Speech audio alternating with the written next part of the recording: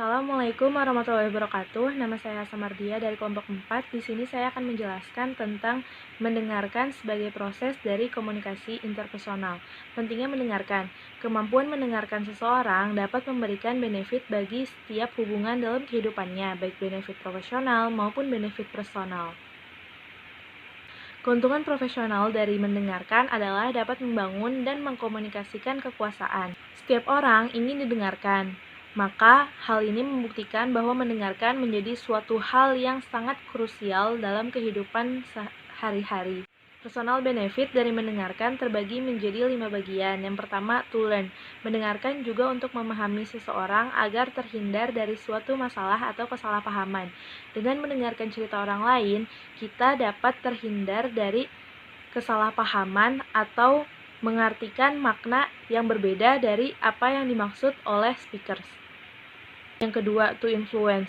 Mendengarkan untuk mempengaruhi sikap, nilai, opini, dan kebiasaan seseorang. Yang ketiga, to play.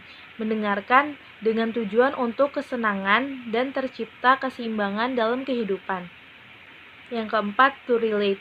Kita dapat mendengarkan agar diterima dan disukai. Yang terakhir, to help. Kita tidak dapat membantu orang lain tanpa mengenal orang tersebut atau mendengarkan masalah yang dialami oleh orang tersebut. Selanjutnya ada listening barriers atau hambatan dalam mendengarkan. Yang pertama, distraction, physical, and mental. Gangguan fisik dapat berupa fungsi pendengaran yang tidak sempurna atau gangguan dari lingkungan sekitar. Misalnya, bunyi suara televisi, anak-anak yang bermain di depan, atau saat Anda mendengarkan sambil mengerjakan hal lain. Gangguan mental tercipta karena adanya ketidakfokusan dalam diri kita saat mendengarkan. Biases and prejudice. Persepsi personal terhadap suatu kelompok atau orang tertentu yang dapat membuat isi pesan menjadi bias atau terdengar mencurigakan. Hal ini dapat menyebabkan timbulnya bias adalah ketika seseorang mendengarkan dengan pikiran yang tertutup, misalnya menolak untuk mendengarkan argumen pro pernikahan sesama jenis. Tidak ada salahnya jika kita mendengarkan sampai selesai terlebih dahulu. Mungkin akan ada nilai atau manfaat yang dapat kita terima. The lack of appropriate focus.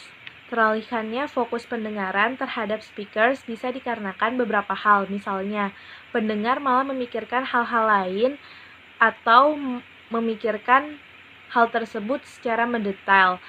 Akibatnya, pendengar melupakan inti penting dari materi yang disampaikan dan hanya mau mendengarkan informasi yang relevan dengan dirinya, atau menyusun pertanyaan dan respon yang ingin disampaikan setelah speaker selesai berbicara.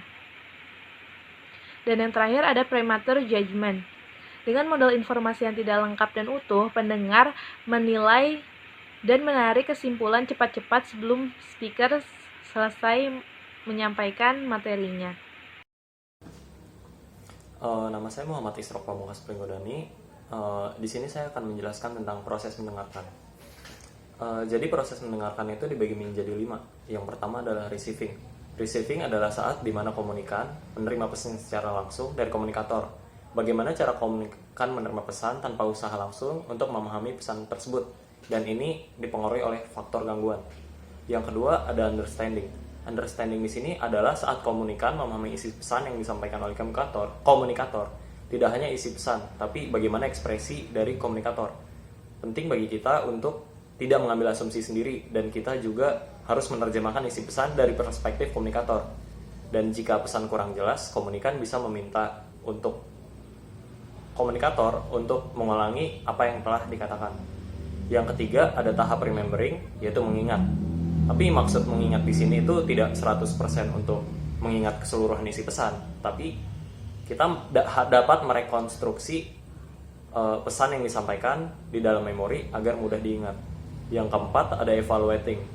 Di sini komunikan menilai dan mengkritisi isi pesan yang disampaikan oleh komunikator, dan dilanjut dengan responding adalah saat komunikan memberikan feedback.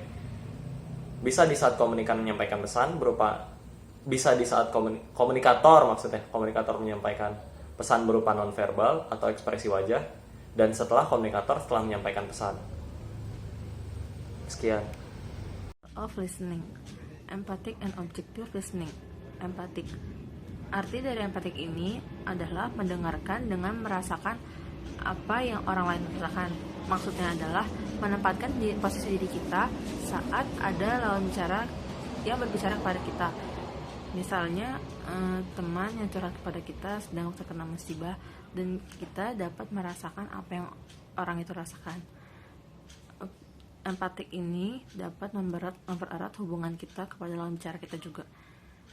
Kemudian objektif, mendengarkan tanpa melibatkan unsur perasaan dan hanya melihat kenyataan secara objektif.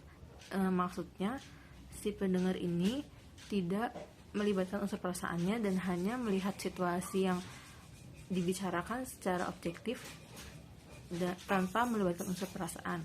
Kemudian non-judgmental and critical listening. Non-judgmental maksudnya adalah mendengarkan tanpa menghakimi terlebih dahulu sampai kita benar-benar memahami pemahaman dengan yang speaker maksudkan. Maksudnya adalah kita nggak boleh menghakimi atau menerka-nerka cerita tersebut tanpa si pembicara itu menjelaskan semua situasinya kepada kita. Kemudian critical, maksudnya adalah memahami pesan dengan pikiran yang terbuka dan kritis dalam menganalisisnya. Selanjutnya surface and deep listening. Surface, mendengarkan dengan fokus untuk menemukan makna pesan yang terlihat jelas. Kemudian deep, mendengarkan dengan fokus untuk menemukan makna pesan yang tersembunyi. Selanjutnya yang keempat, polite and impolite listening. Polite, mendengarkan dengan penuh kesopanan dan respon positif untuk menunjukkan rasa hormat kepada speakers. Di sini maksudnya misalnya ada teman yang impolite listening. Polite, mendengarkan dengan penuh kesopanan dengan respon positif untuk menunjukkan rasa hormat kepada speakers. Impolite, memberikan respon negatif kepada pembicara, bahkan cenderung enggan untuk mendengarkan. Nah, kemudian ada active and inactive listening. Aktif, tindakan mengulangi atau merefleksikan yang speaker maksudkan dalam konten isi pesan maupun perasaan menurut pemahaman pendengar, bukan meniru sama persis, tetapi menyatukan inti-inti penting menjadi kesatuan pemahaman pesan yang utuh. Misalnya ada teman yang curhat kepada kita, kemudian kita mengambil kesimpulan-kesimpulan dari pesan-pesan yang dia maksudkan saat berbicara kepada kita. Kemudian culture, gender, and listening. Adanya perbedaan yang tidak bisa dihindari seperti perbedaan latar belakang budaya dan gender ada antara speakers dan pendengar. Yang pertama, culture and listening, language and speech. Gender and listening. Di sini akan membicarakan tentang bagaimana pria dan wanita saling berkomunikasi. Yang pertama ada rapport and report talk. Di sini dijelaskan bahwa bagaimana wanita menjalin komunikasi kesamanya untuk menambah mempererat hubungan mereka. Kemudian wanita juga sering kemampuan mendengarkan kepada lawan bicaranya, sedangkan laki-laki memilih menggunakan keahlian mereka, keahlian misalnya seperti hobi atau semacamnya untuk berbicara, sekadar berbicara saja.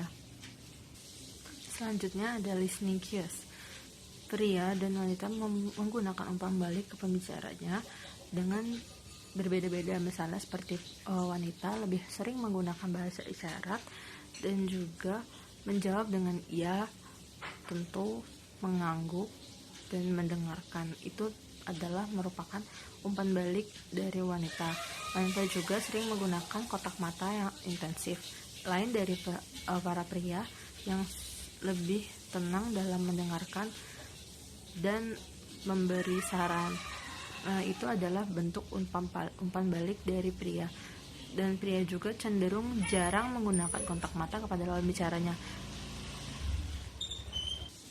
Selanjutnya ada amount and purpose of listening.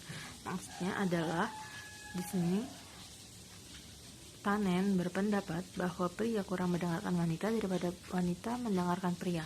Alasannya, ini merupakan bahasan menuju gender. Jadi, menurut Tannen, mendengarkan itu membuat posisi kita lebih rendah. Jadi, di sini yang dimaksudkan adalah para wanita. Kemudian, pria lebih cenderung memiliki kemampuan argumentatif yang bagus. Di sini